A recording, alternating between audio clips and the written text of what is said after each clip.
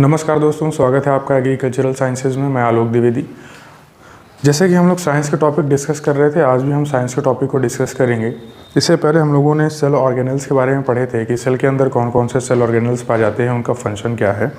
जैसे कि मैं आपको याद दिला दूं तो एंडोप्लाज्मिक रेटिकुलम हमने डिस्कस किया था, राइबोसोम डिस्कस किया था, गोल्गी अपैरेटस को डिस्कस किया था, वैक्यूल को डिस्कस किया था, mitochondria, cell wall, cell membrane, इन सभी के बारे में हम लोगों ने डिस्कस किया था। अब आज हम डिस्कस करेंगे न्यूक्लियस के बारे में, जैसे हम लोग द ब्रेन ऑफ सेल के नाम से भी जानते हैं, है ना। ब्रेन ऑफ सेल के नाम से भी जानते हैं हम लोग इसको। और ये जो है आपके एग्ज़ाम में पूछा जरूर ही जाता है। मतलब ये तो समझ लीजिए कि एक बेसिक रिक्वायरमेंट है। इसके बिना जो है आपका काम चलने नहीं वाला है, अगर आप इनको नहीं जानते हो, इन टर्म्स को नहीं जानते हो जो मैंने आपको बताए थे। अब जैसे कि मैं आपको बताता हूँ न्यूक्लियस के बारे में यहाँ पर पूरा डिटेल में, कि न्यूक्लियस को हम ब्रेन ऑफ सेल क्यों कहते हैं और इसके अंदर क्या क्या चीज़ें होती हैं। न्यूक्लियस के बारे में बेसिकली हमें क्या क्या जानना चाहिए वो मैं आज आपको यहाँ पर बताऊँगा। देखिए न्यूक्लियस क्या है।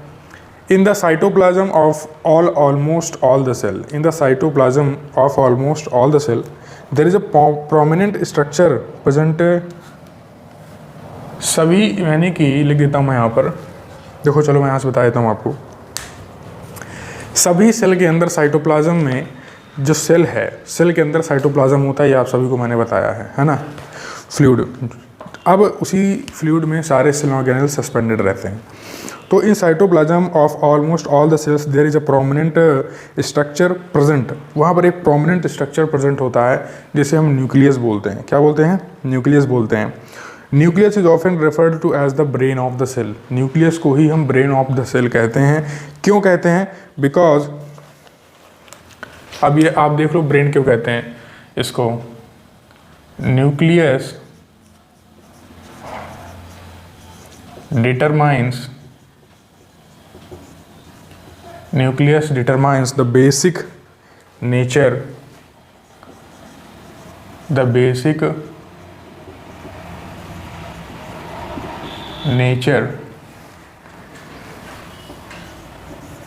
of the cell। क्योंकि न्यूक्लियस ही क्या करता है, डिटरमाइन करता है बेसिक नेचर ऑफ सेल को, इसीलिए हम इसको ब्रेन ऑफ सेल कहते हैं। ठीक है, फिर क्या लिखा है देखिए आप। The nucleus is bound by a double membrane. Nucleus is bound by a double membrane called nuclear membrane और न्यूक्लियर एनवेलप। अब देखो हम एक यहाँ पर बना देते हैं न्यूक्लियस, ठीक है, यहाँ पर, ठीक इस तरीके से आप इसको मान के चलिए। और यहाँ से कुछ इस तरीके का स्ट्रक्चर बना देते हैं। यहाँ पर गोल गोल स्ट्रक्चर एक रहेगा, ठीक है। और यहाँ पर इस तरीके के आपके जो है कुछ स्ट्रक्चर दिखाई देते हैं। और कहीं कहीं पर जो है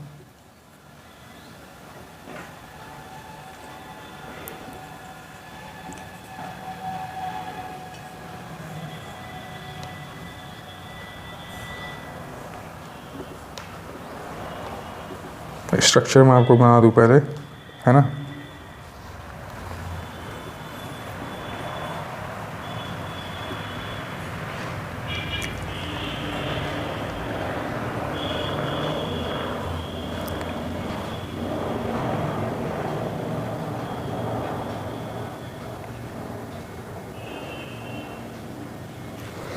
चलो अब ये है आपका सेल न्यूक्लियस। क्या है? सेल का न्यूक्लियस है, ठीक है। सेल का न्यूक्लियस है ये। और इसमें क्या क्या चीज़ें होती हैं आप समझ लो। यहाँ पर ये जो आपको दिख रहा है, ये जो दानेदार टाइप का उभरा हुआ थोड़ा सा स्ट्रक्चर गोल गोल दिखेगा, ये आपका राइबोसोम है। यहाँ पर क्या है? राइबोसोम। और ये आपको थोड़ा सा यहाँ पर पोर्स टाइप का दिखेगा, यानी पोर है दिखेगा आपको यहाँ पर। जैसे आप बोलते हो न्यूक्लियर पोर। क्या बोलते हो? न्यूक्लियर पोर बोलते हो, ठीक है। अब इसके बाद आपको जो है सबसे ऊपर मिलता है ये जो आपका ये वाली जो स्ट्रक्चर है, इसे आप बोलते हो न्यूक्लियर एनवेलप। न्यूक्लियर एनवेलप, ठीक है। इसके नीचे आपको मिलता है ये जो सेकंड नंबर पे आपको लेयर दिख रही है, इसे आप बोलते हो न्यूक्लियर लैमिना। Nuclear lamina. ठीक है, अब इसके बाद आपको जो है यहाँ पर ये स्ट्रक्चर भरा हुआ पूरा दिखेगा आपको बॉल की तरह। ये जो पोर्शन, ये जो आपको अंदर दिख रहा है बॉल, ये क्या है आपका न्यूक्लियोलस। क्या है? न्यूक्लियोलस। ये आपका न्यूक्लियोलस है। और यहाँ जो आपको ये वाइट, ये इस तरह के थ्रेड लाइक स्ट्रक्चर दिख रहे हैं, ये आपके क्रोमैटिन है। क्या है? क्रोमैटिन है। ठीक है, अब ये पूरा जो पोर्शन है खाली वाला, ये यहाँ पर आपको मिलेगा न्यूक्लियोप्लाज्म। न्यूक्लियोप्लाज्म। ठीक है, तो ये सारी चीज़ें हैं जो कि आपको इसके अंदर जाननी है सेल न्यूक्लियस के अंदर। अगर आप सेल न्यूक्लियस का ही बताओगे तो आपको ये पूरा स्ट्रक्चर बनाना पड़ेगा। ठीक है, और ये सारी चीज़ें आप वहाँ पर डिफाइन करोगे। ठीक, अब हमने आपको बताया कि न्यूक्लियस को ब्रेन ऑफ द सेल क्यों कहते हैं, क्योंकि न्यूक्लियस डिटरमाइन करता है बेसिक नेचर ऑफ सेल को। ये डायग्राम आप ध्यान से देख लो, ड्रॉ करना है तो आप ड्रॉ भी कर सकते हो। ठीक है, अब इसके बाद हम लोग आगे चलते हैं, देखते हैं क्या लिखा है। तो न्यूक्लियस क्या है? ये बाउंड होता है डबल मेम्ब्रेन से, है ना। ये जो न्यूक्लियस जो है, एक न्यूक्लियर एनवेलप और न्यूक्लियर लेमिना, ये देखिए डबल लेयर हो गई, पहली लेयर ये, दूसरी लेयर ये। तो इनसे क्या होता है? बाउंड होता है। इनसे क्या होता है? बाउंड होता है। इसके बाद नेक्स्ट क्या है? Lined by a inner layer called nuclear lamina. अब ये एक लाइन, यानी इसके नीचे जो लाइन है ये न्यूक्लियर लैमिना होती है ना। ये इनर लेयर होती है इसकी न्यूक्लियर की। इसके बाद क्या चीज़ आपको समझना है इसमें, इसके बाद ये कि न्यूक्लियोप्लाज्म क्या होता है। तो न्यूक्लियोप्लाज्म एक जेली, ये एक जो है जेली लाइक सब्सटेंस है। ठीक है, ये क्या है? जेली लाइक सब्सटेंस है न्यूक्लियोप्लाज्म। वो पूरा जो है इसमें न्यूक्लियस में भरा होता है। ठीक है, फिर क्या है? इसके अंदर आपको टफ्ट और ट्विन स्ट्रक्चर मिलेगा, जिसको आप बोलते हो न्यूक्लियर रेटिकुलम और क्रोमैटिन। कैसा मिलेगा? यानी कि ये जो क्रोमैटिन है ये आपको कैसा मिलेगा? Tuft and ट्विन्ड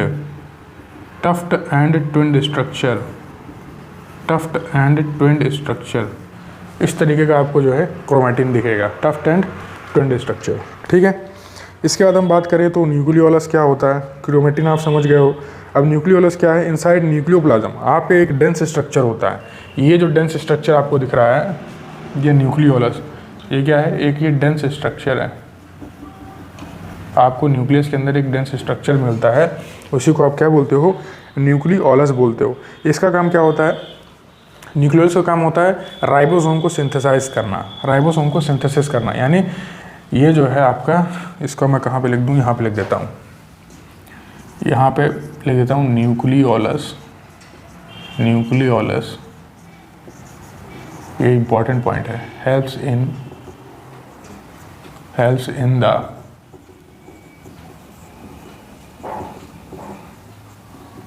synthesis of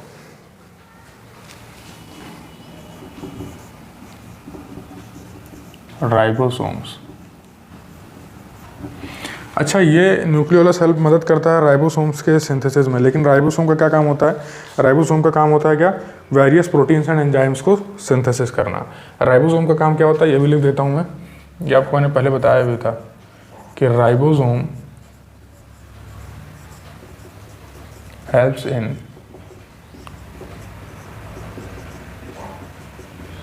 the synthesis of various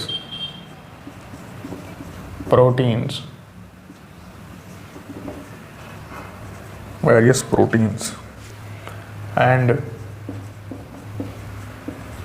enzymes। ठीक है, राइबोसोम क्या करता है? ये हेल्प करता है बहुत सारे प्रोटीन और एंजाइम्स को सिंथेसिस करने में। ठीक है, ये चीज़ आपको समझ में आनी चाहिए।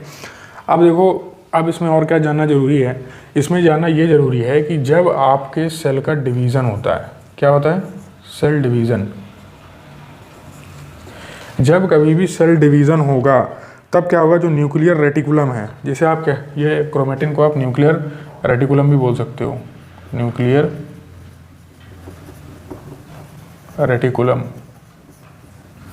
ठीक है, तो न्यूक्लियर जो रेटिकुलम है, या फिर आप कह सकते हो क्रोमैटिन, ये क्या करता है? ओपन होता है। तो न्यूक्लियर ड्यूरिंग सेल डिवीज़न आप क्या लिखोगे? द न्यूक्लियर रेटिकुलम और क्रोमैटिन और क्रोमैटिन क्या होता है, opens up to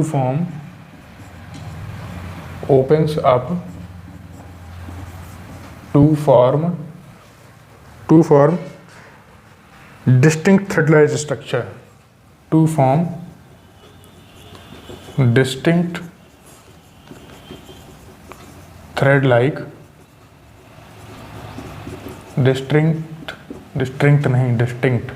thread-like structure, जैसे आप क्या बोलते हो, क्रोमोसोम। यानी कि यही क्रोमैटिन क्या बनाता है, जब ये ओपन अप हो जाता है तो ये क्रोमोसोम बना लेता है। क्या बनाता है, क्रोमोसोम्स। ठीक है, क्रोमोसोम्स बनाता है। ये चीज़ आई होप आपको क्लियर होगी। इसके बाद देखिए क्या चीज़ आपको जानना है कि जो जीन्स हैं, अभी भी क्रोमोसोम में आपको क्या मिलते हैं, जीन्स मिलते हैं। तो ये क्या डिटरमाइन करते हैं, all the characteristics of organism reside in the chromosome. यानी जितने भी कैरेक्टरिस्टिक्स होते हैं ऑर्गेनिज्म के, तो आप लिख सकते हो यहाँ पर नेक्स्ट पॉइंट इसको कि ऑल द characteristics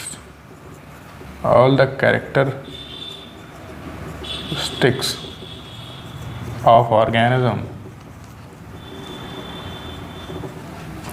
reside, कहाँ रहते हैं ये, कहाँ होते हैं, reside in the chromosome।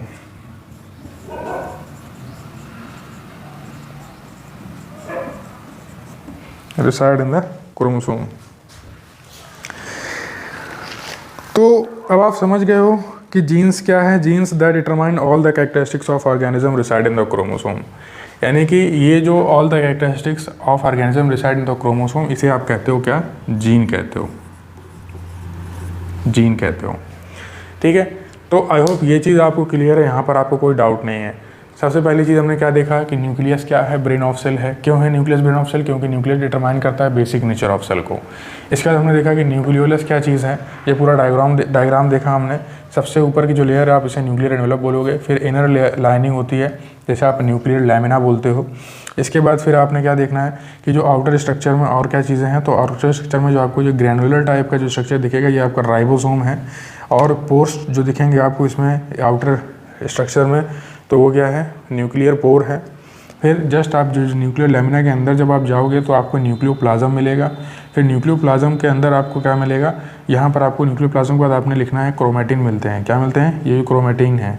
ठीक है, ये क्रोमैटिन्स देखने को मिलेंगे जिसे न्यूक्लियर रेटिकुलम के नाम से भी आप पुकार सकते हो। फिर इसके बाद आपको डेंस स्ट्रक्चर मिलेगा जो कि है न्यूक्लियोलस। क्या है, न्यूक्लियोलस है। ठीक, अब आप ये चीज़ आप सारी चीज़ समझ गए। न्यूक्लियोलस कहाँ होता है, राइबोसोम कहाँ होगा सेल न्यूक्लियस में, न्यूक्लियर पोर कहाँ है, न्यूक्लियर लैमिना क्या है, न्यूक्लियोप्लाज्म क्या है, क्रोमैटिन क्या है। और इन्हीं क्रोमैटिन ये जब वाइंड अप होते हैं यानी ओपन अप होते हैं तो क्या होता है, यही क्रोमोसोम बनते हैं। यानी इन्हीं क्रोमोसोम के अंदर सारे ऑर्गेनिजम्स के कैरेक्टरिस्टिक्स प्रेजेंट होते हैं कि ऑर्गेनिज्म में किस तरह के फीचर्स आने वाले हैं, वो यही डिफाइन करते हैं, जीन्स डिफाइन करते हैं। ठीक है, और ये कब ओपन अप होते हैं, जब सेल डिवीज़न होता है। जब सेल डिवीज़न होता है तो जो आपका क्रोमैटिन है ये ओपन अप होता है और क्रोमोसोम बनाता है। ठीक, डिस्टिंक्ट थ्रेड लाइक स्ट्रक्चर बनते हैं जिसे आप क्रोमोसोम बोलते हो। राइबोसोम का काम क्या होता है, ये मैंने आपको पहले ही बताया था। ये सिंथेसिस ऑफ वेरियस, क्या करता है, सिंथेसिस करता है वेरियस प्रोटीन और एंजाइम्स को। तो ठीक है, आई होप ये सारी चीज़ें आपको क्लियर है, यहाँ तक कोई आपको डाउट नहीं है। तो इसको एक बार देख लो आप, तब तक मैं थोड़ा सा पानी वगैरह पी लेता हूँ। तो पहले उसको देखिए, इसके बाद हम नेक्स्ट डिस्कस करेंगे जो आपके न्यूक्लियस के जो ऑर्गेनल्स हैं बेसिकली, उनको थोड़ा सा एक बार न्यूक्लियस के ऑर्गेनल्स क्या देखेंगे हम लोग, सेल ऑर्गेनल्स के बारे में ही देखेंगे। एक बार आपको मैं शॉर्ट में रिवाइज कराऊंगा उनके फंक्शंस क्या हैं, जैसे कि plasma membrane, nucleus, mitochondria, Golgi body, endoplasmic reticulum, ribosome, lysosome, इन सब के क्या हैं तो दिखा देता हूँ मैं। चलिए, अच्छा इसको रब कर देते हैं। आई होप आपने इसको नोट कर लिया होगा। ये कुछ इस तरह के टॉपिक्स होते हैं, मैं आपको बताऊं कि जो एग्ज़ाम में आते ही आते हैं, है ना। आप चाहे वो 9th-10th हो या फिर 6th 7th 8th हो या फिर आपका ग्रेजुएशन हो, BSc कर रहे हो आप, तो ये सारे ऐसे टॉपिक्स हैं आपने पता होना ही होना चाहिए, है ना भाई। देखो बचपन से जैसे आप लोगों को 1 2 3 ABCD पढ़ाते हैं, वही ABCD आप लास्ट टाइम तक हायर स्टडीज़ करते करते तक वही ABCD को आप देखते रहते हो, है ना। इसी तरीके से ये जो टर्म्स हैं अब आप इनको देखोगे, है ना। पीएचडी करोगे फिर भी न्यूक्लियस पढ़ोगे एक बार क्या होता है, उसके बारे में और ज़्यादा पढ़ोगे। अब यहाँ पे मैं नेम ऑफ ऑर्गेनल्स लिख देता हूँ। न्यूक्लियस तो आप देख चुके हो है ना, इसको हटा देता हूँ। न्यूक्लियस तो आप पढ़ चुके हो। यहाँ पर अब हमें देखना है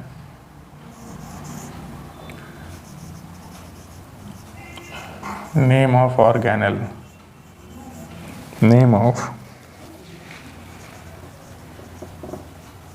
ऑर्गेनल्स, यहाँ पर इनके फंक्शंस। ठीक है, चलो सबसे पहले हम देखेंगे नेम ऑफ ऑर्गेनल्स। यहाँ पर कर देते हैं, यहाँ पर फंक्शंस, और ये लाइन खींच देते हैं। सबसे पहले हम देखेंगे प्लाज्मा मेम्ब्रेन के बारे में। प्लाज्मा मेम्ब्रेन, फिर दूसरा न्यूक्लियस। ठीक है, दूसरा, इसके बाद तीसरा माइटोकॉन्ड्रिया। माइटोकॉन्ड्रिया, फिर राइबोसोम्स। राइबोसोम्स, फिर इसके बाद क्या देखेंगे, एंडोप्लाज्मिक रेटिकुलम। एंडोप्लाज्मिक रेटिकुलम,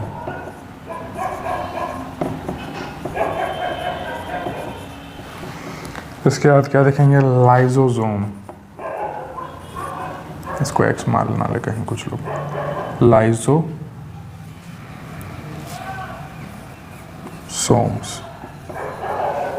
ठीक है, तो टोटल आपके हो गए 7, 3 एक और कोई रह गया है। देखो, प्लाज्मा मेम्ब्रेन हो गया, न्यूक्लियस हो गया, माइटोकॉन्ड्रिया हो गया, गोल्जी बॉडी नहीं हुआ अभी, है ना। यानी कि नंबर 1 2 3 4 5 6 7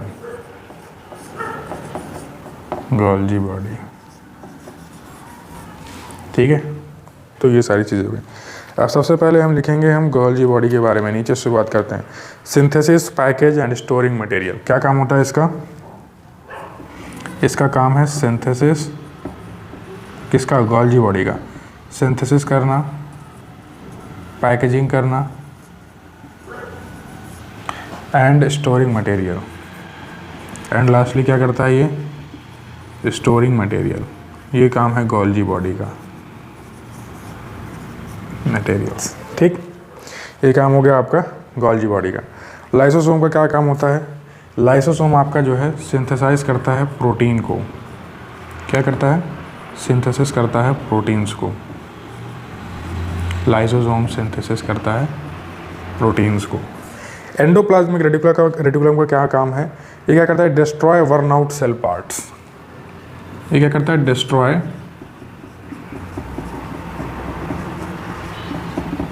वर्न आउट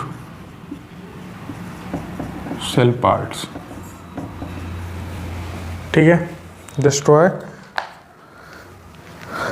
ये देखो भाई, अब कुछ लोग जो है सोच रहे होंगे कि ये जो चीज़ें हम लिख रहे हैं वो सेम मतलब देखो भाई, आप सोचोगे कि ये सब चीज़ें हम आपको क्या बता रहे हैं, सही चीज़ बता रहे हैं ना। यही तो चेक करना है कि क्या है। ठीक है, अब इसके बाद हम लोग राइबोसोम में क्या लिखेंगे? Transport within the cell. Transport within the cell.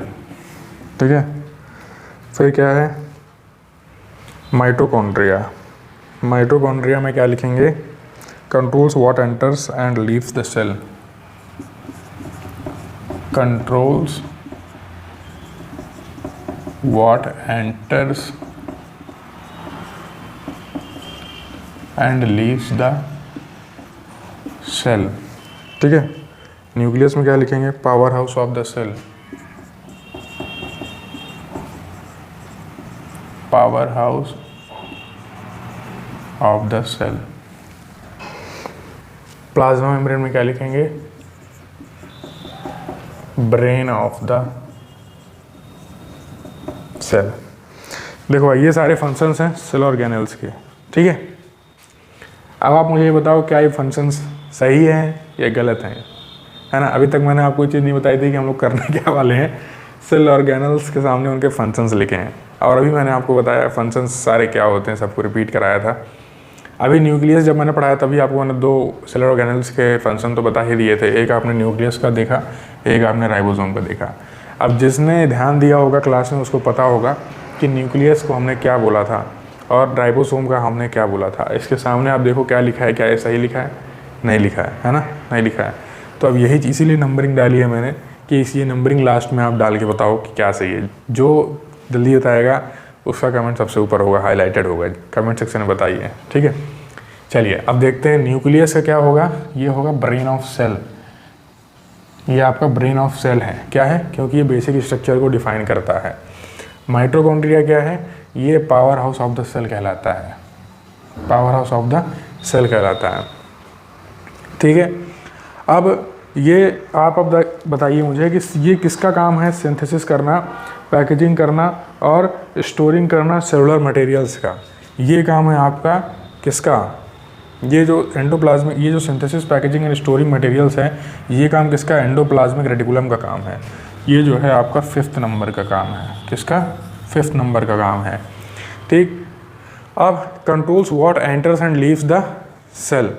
अब डिस्ट्रॉय वाला तो देखो भाई सबको पता होगा, ये कौन है डिस्ट्रॉय वाला, ये लाइसोसोम है ना, जिसे आप सुसाइड बैग्स बोलते हो। क्या है सुसाइड बैग, क्या है, लाइसोसोम है। तो कौन डिस्ट्रॉय करता है बर्नआउट सेल पार्ट्स को, लाइसोसोम। 6 नंबर पे आप इसको लिख दो बेझिझक, ठीक है।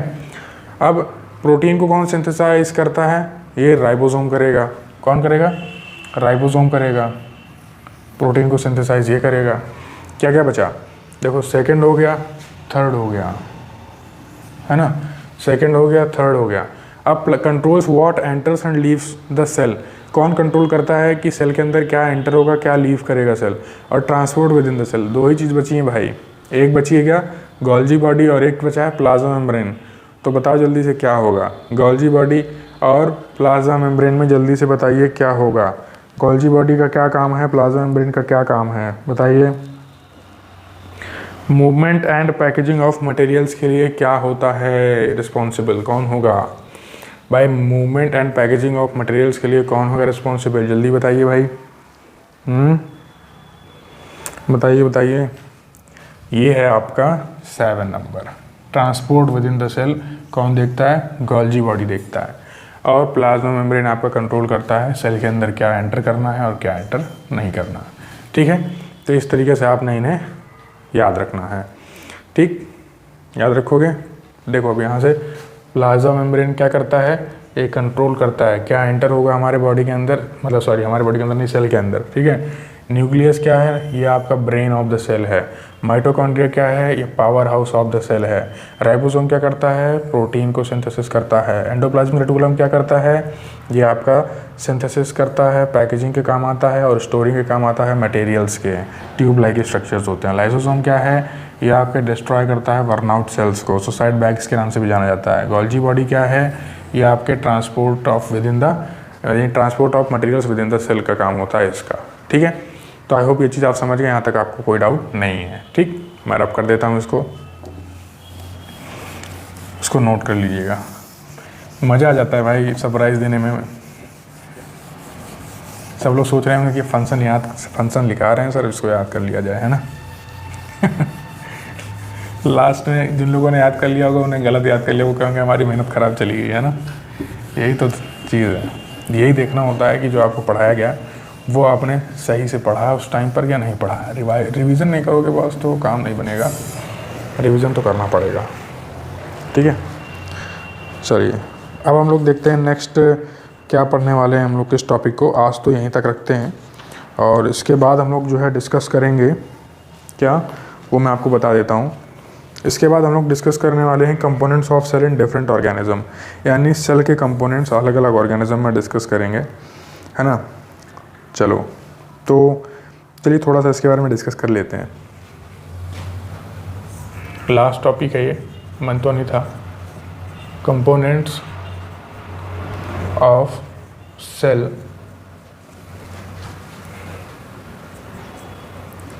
in different components of cell in different organism, in different organisms। ठीक है, ये आज का हमारा टॉपिक है, यानी डिफरेंट ऑर्गेनिजम्स में सेल के कंपोनेंट्स क्या क्या हैं। ठीक है, तो देखिए क्या क्या चीज़ इसमें लिखी हुई है। Cells are varied shapes, cells are of varied shape. Cells ऐसा नहीं है कि सारे सेल्स एक ही शेप के होते हैं, अलग अलग शेप होता है सभी सेल्स का, साइज होता है, उनका नंबर होता है। All sales do not have the same organelles, सभी सेल के पास सेम ऑर्गेनल्स नहीं होते हैं। ठीक है, सभी के पास सेम ऑर्गेनल्स नहीं होंगे कि सभी के पास माइटोकॉन्ड्रिया, सभी के पास गोल्गी बॉडी, सभी के पास ER हो, एंडोप्लाज्मिक रेटिकुलम हो, ऐसा जरूरी नहीं है। ठीक, you have observe 2 very different kinds of cells, hen's eggs and cells from the onion peel. 2 तरह के आपको सेल के एग्जांपल आपको यहाँ पर बताए गए हैं। एक आपका एग का हो गया एग सेल, और एक हो गया ओनियन पील का सेल। ठीक है, तो इसी तरीके से बहुत इनमें मतलब बहुत डिफरेंस है एग सेल में और ओनियन पील के सेल में। तो there are many organism on the earth that have 1 cell in their body. बहुत सारे ऑर्गेनिजम्स हैं जिनके बॉडी में सिर्फ एक ही सेल है, और इन organisms these organisms make up for the group called Protista. और ऐसे ग्रुप जो ऑर्गेनिजम्स हैं इस ग्रुप में जिसके बॉडी में सिर्फ एक ही सेल है, उन्हें हम प्रोटिस्टा बोलते हैं। क्या बोलते हैं? प्रोटिस्टा। तो there are many organism on the earth that have 1 cell in their body, these organisms make up for the group Protista. यानी 1 cell in the body make up group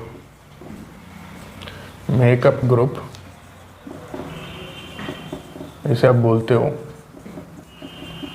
protista. क्या बोलते हो? Protista. Amoeba, euglena, paramecium are examples of organism that come under this group. इसके अंदर कौन कौन से group आते हैं, कौन कौन से ऑर्गेनिजम्स हैं? तो अमीबा हो गया, पैरामीशियम हो गया, अमीबा हो गया, पैरामीशियम हो गया, और यूग्लिना हो गया, है ना, एंड यूग्लिना। ये ऐसे ऑर्गेनिजम्स हैं जिनके अंदर बॉडी में सिर्फ एक ही सेल होता है। ठीक है, तो ये आपको याद रखना है कि जिन बॉडी के अंदर एक सेल हुआ वो कौन सा ग्रुप बनाएंगे? प्रोटिस्टा ग्रुप बनाएंगे। उनके अंदर क्या है? अमीबा है, पैरामीशियम है, यूग्लिना है। अब बैक्टीरिया भी क्या होता है? ये भी यूनिसेलुलर होता है। क्या है? बैक्टीरिया भी क्या है? ये भी क्या होता है? यूनिसेलुलर इन नेचर होता है। बैक्टीरिया भी आप लिख लो यहाँ पर नेक्स्ट पॉइंट, कि जो बैक्टीरिया हैं, बैक्टीरिया भी क्या है? यूनिसेलुलर होते हैं नेचर में, यूनिसेलुलर इन नेचर। ठीक है, बैक्टीरिया क्या है? यूनिसेलुलर नेचर है। However the most of the bacteria do not have well organised nucleus with a proper nuclear membrane. बहुत सारे बैक्टीरियाज होते हैं जिनके पास वेल ऑर्गेनाइज्ड न्यूक्लियस नहीं होता है। इनकी कमी क्यों होती है?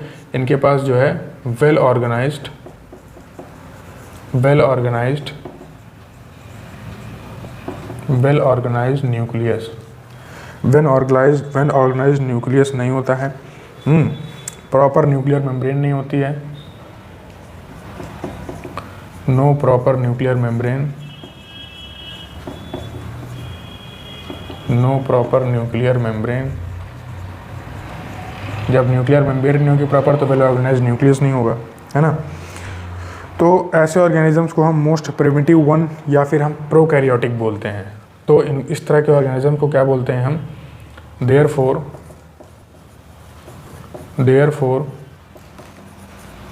such type of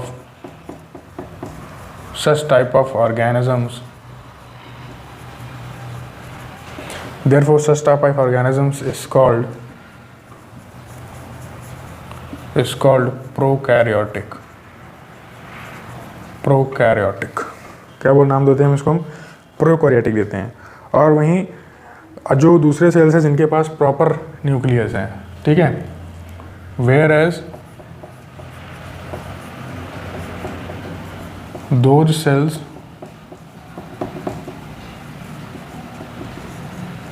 which have proper nucleus, इनको आप क्या बोलते हो? इनको आप यूकैरियोटिक बोलते हो। क्या बोलते हो? यूकैरियोटिक बोलते हो। ठीक, दोनों ही प्लांट एंड एनिमल सेल्स जो होते हैं ये दोनों ही यूकैरियोटिक होते हैं नेचर में। Both plant and animal cells are eukaryotic in nature, दोनों यूकैरियोटिक होते हैं नेचर में। However cells in the plants and animals demonstrates बहुत सारे डिफरेंसेस, ठीक है, यानी इनके अंदर बहुत सारे डिफरेंसेस होते हैं प्लांट सेल और एनिमल सेल में, ठीक है। दोनों एनिमल सेल और जो आपका प्लांट सेल हैं, ठीक, जो both plant and animal sales दोनों ही यूकैरियोटिक होते हैं नेचर में। तो इसको लिख सकता हूँ मैं यहाँ पर कि both plant and animal cell, plant and animal cell ये दोनों ही यूकैरियोटिक होते हैं नेचर में, यूकैरियोटिक होते हैं बाय नेचर, ठीक है। ऐसा नहीं है कि आपको जो है प्रोकैरियोटिक मिलेंगे, वो दोनों प्लांट एंड एनिमल सेल्स आपका क्या है, ये यूकैरियोटिक होते हैं नेचर में, ठीक है। तो ये चीज़ थी आपकी components of cell and different organism. इनके बारे में भी हम और डिटेल में पढ़ेंगे कि क्या एनिमल सेल में क्या डिफरेंस है, प्लांट सेल में क्या डिफरेंस है, उनका स्ट्रक्चर बनाएंगे और डिटेल में उनको डिस्कस करेंगे, ठीक है। चलिए, अब ये आज आपका जो है लास्ट टॉपिक था। बहुत बड़ा सा थैंक यू आप लोगों को, है ना, वीडियो में लास्ट तक बने रहने के लिए। और ये जो टॉपिक्स मैं आपको लिखा रहा हूँ यहाँ पर, इनको आप नोट कर लिया करिए अपने नोटबुक में। बहुत ही क्रिस्प और बहुत ही क्लियर उसमें लिखाए जाते हैं यहाँ पर डेफिनेशंस, है ना, जो आप एग्ज़ाम टाइम पे बहुत अच्छे तरीके से उनको रिवाइज़ कर याद कर सकते हो। तो इसी तरह के वीडियोस को देखने के लिए अगर आपको वीडियो अच्छी लगी तो वीडियो को लाइक करिएगा, अपने दोस्तों के साथ शेयर करिएगा और सब्सक्राइब करिएगा अगर आप चैनल पर न्यू हैं। तो वीडियो का जो हम लोग मेन जो फोकस होता है हमारा, वही होता है कि आपको फैक्ट सारे पता चलें, सिर्फ कॉन्सेप्ट आपको बताया जाए, बाकी और किसी तरीके की बातचीत यहाँ पर ना हो, है ना। बाकी मैंने देखा है काफ़ी लोग जो है और भी चीज़ें जो है उसमें गुजर देते हैं। सामाजिक बातें नहीं करनी है हमें बातें करनी है जो हमारे लिए बेनिफिशियल है, वो चीज़ें।